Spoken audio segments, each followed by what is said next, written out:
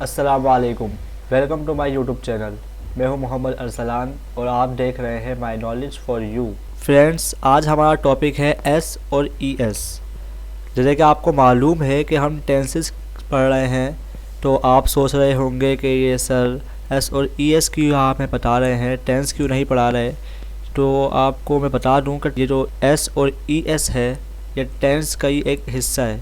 अगर मैं आपको एक लंबी वीडियो का बता देता तो आप शायद इसको भूल जाते, लेकिन मैं आपके लिए इसको अलग से एक वीडियो बना रहा हूँ ताकि आपको ये बात समझ में आ जाए कि एस और ई एस कहाँ लगते हैं और कब लगते हैं। और आज है हमारी क्लास नंबर 3। शुरू करते हैं अपने वीडियो। तो एस और ई एस का इस्तेमाल कहाँ पे होता है, अब मैं आपको ये बताने लगा हूँ। तो आप ये बात गौर से समझ लीजिए कि सब्जेक्ट, सही है, सब्जेक्ट अगर थर्ड पर्सन हो और सिंगुलर हो तो उसके साथ एस और ई एस लगता है।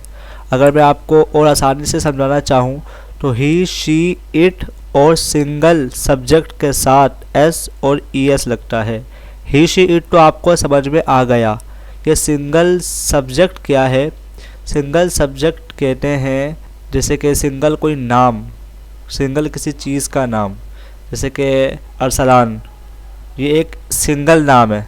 अगर मैं बोलूँ हामिद और अरसलान तो ये एक प्लूरल नाम बन जाएगा, ये डबल नाम हो जाएंगे, इसलिए इसके अंदर एस और ई एस नहीं लगता। सिर्फ़ और सिर्फ सिंगल सब्जेक्ट के साथ लगता है एस और ई एस, सही है। अब मैं आपको बताता हूँ कि एस कहाँ पर लगता है और ई एस कहाँ पर लगता है। तो इस बात को आप गौर से सुनिएगा। ई एस लगता है अगर किसी भी वर्ब के आखिर के अंदर डबल एस हो, एस एच हो, सी एच हो, एक्स हो या ओ हो, तो उसके साथ आप हमेशा ई एस लगाते हैं वर्ब में, सही है। वर्ब के अंदर ई एस लगाएंगे आप, और इनके अलावा बाकी सब के साथ आप एस लगाएंगे अगर सब्जेक्ट ही, शी, इट और सिंगुलर सब्जेक्ट हुआ तो। मैं आपको एक एग्जांपल से समझाता हूँ। हामिद मेरे साथ रहता है, सही है। अब यहाँ पे सब्जेक्ट हामिद है और वर्ब रहता है, सही है, और कहाँ पर रहता है? मेरे साथ, तो ये ऑब्जेक्ट हो गया। अब हम देखते हैं इसका एक इंग्लिश के अंदर जुमला बनाएंगे। तो सबसे पहले लिखेंगे हामिद, सही है। हामिद लिखने के बाद अब यहाँ पे रहता है मतलब लीव, लीव, इसके आखिर में क्या आ गया? ई, लेकिन सब्जेक्ट सिंगल है, हामिद है, सही है। तो अब हम यहाँ पे ई एस नहीं लगाएंगे, हम यहाँ पे खाली एस लगा देंगे, क्योंकि वर्ब के आखिर के अंदर S, H, C H, X, O और डबल एस नहीं आया। आगे जुमला बनाते हैं। Hamid leaves with me, Hamid मेरे साथ रहता है। अब एक और एग्जांपल से समझते हैं। वो रोज़ाना मस्जिद जाता है, वो रोज़ाना मस्जिद जाता है, वो की इंग्लिश होगी ही, देखिएगा आप वो से ही। अब यहाँ पे लिखा है मस्जिद जाना, जाने को बोलते हैं गो, गो के आखिर में आ गया है ओ, सही है।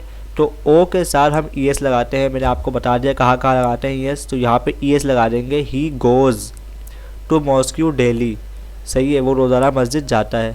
उम्मीद है कि आपको ये बात समझ में आ गई होगी।